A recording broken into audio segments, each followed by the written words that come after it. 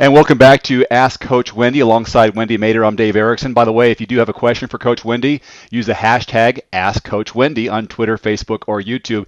And today's topic is about planning your first Ironman triathlon. A lot of us start with a sprint, Olympic. We get a little more ambitious, go a half Ironman. Wendy, the big enchilada. What are some tips and suggestions for doing that full distance Ironman? Well, I think first of all, I always make sure athletes know that if they're going to do an Ironman, that they need to know that the 8 to 12 weeks out from race date is going to be the bulk of their training.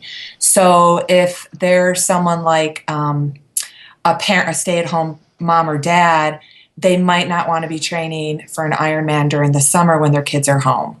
So usually stay-at-home moms or dads should choose like maybe a springtime or a fall Ironman, so they're going to do the bulk of their training while their kids are in school.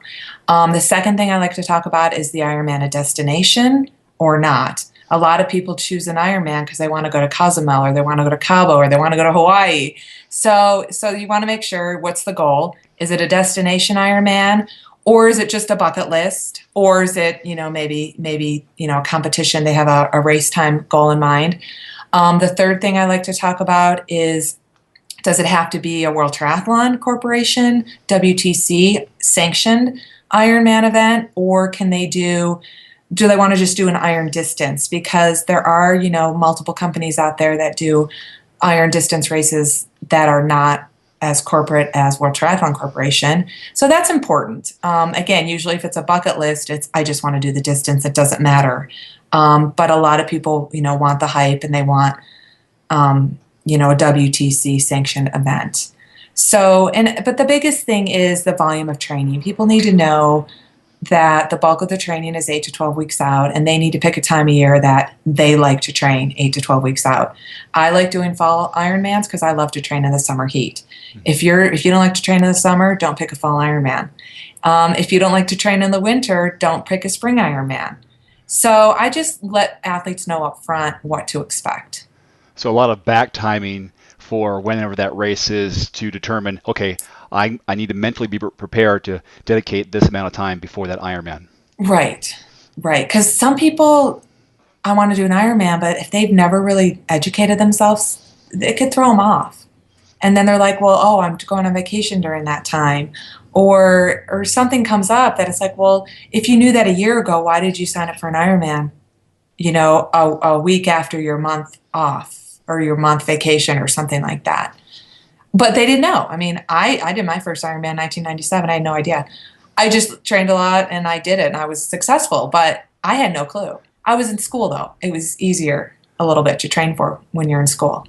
And just to take it one step further on these destination Ironman races is to keep in mind what it's going to take to prepare and pack for those. And because sometimes it's so overwhelming, if you're going to go to a place that's, halfway across the country, there's a lot more that goes into, I just need to pack my bike. There's the nutrition, there's preparing for different climates. Oh, exactly. The flight, the time change. Speaking of time change, I like to go, if I'm going to a place like Kona, which is 4 hours time difference from Colorado, I like to go at least 4 days before the race. I think a day, going out a day in advance for every hour of time change just to acclimate a little bit better is very helpful. And like you said, the bike box, the traveling, how are they going to ship their bike? Are they going to fly with their bike, transport it some other way? Again, there's so much more in an Ironman than some bike and run. It's just a whole new enchilada. It's not just a triathlon. And for first timers who are thinking about traveling with their bike box, CO2 cartridges are not allowed inside the box. So you wouldn't know that if you've never done it before. That's a good point. And finally, you talked about you're doing the distance regardless of who's affiliated with it. But the prices can vary quite a bit because if you are going for that WTC experience, you're going to pay for that experience versus maybe a HITS or a Rev or a Challenge. Oh, absolutely. And you're going to pay for what you get for it. You're going to pay for the experience. If you're not someone who likes crowded, huge races, then you might want to choose a HITS or another company's event. Like maybe, I don't know if the Great Floridian's still around, but I know Vineman is still around. There's one in Oklahoma. They have a few hundred people. They don't have a few thousand people.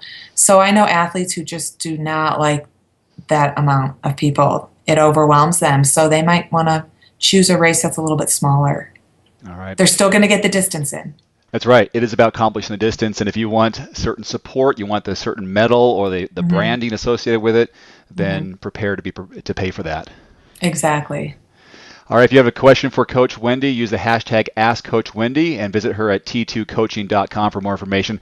All right, Coach, we'll talk to you next time. Thanks. Thank you.